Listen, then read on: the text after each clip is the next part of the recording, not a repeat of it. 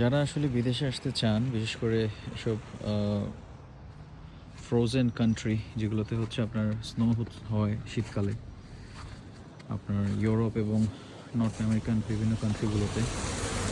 তারা এতটুকু জিনিস মাথায় নিয়ে আসবেন যে আসলে আপনাকে এই স্নো যখন হবে তার সাথে কীভাবে ফাইট করতে হয় এবং সেটা মেন্টালিটি আপনাকে রাখতে হবে। ইটস নট, স্নোটা হচ্ছে আপনার,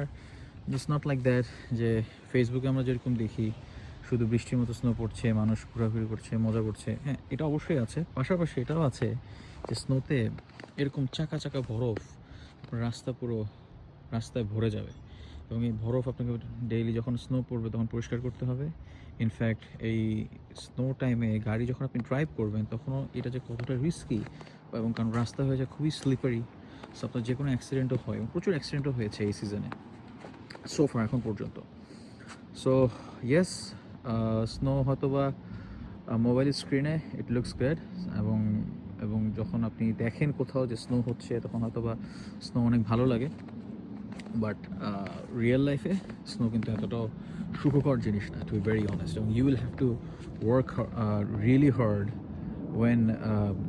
this types of situation will come to you, especially যখন স্নো হবে, you will struggle, no worries about that, আপনাকে স্ট্রাগল করতেই হবে এবং এটা তো মাথায় নিয়ে আসতে হবে। জাস্ট সি কী পরিমাণ স্নো পড়েছে, এবং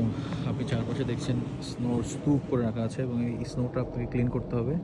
এবং না হলে এই জায়গাটা আরও বেশি স্লিপারি হবে এবং তখন আপনি হাঁটতে পারবেন না, এখন রাস্তাও ঠিকমতো দেখা যাচ্ছে না যখন আরও বেশি পড়বে। Life is hard during winter, specially in this types of country.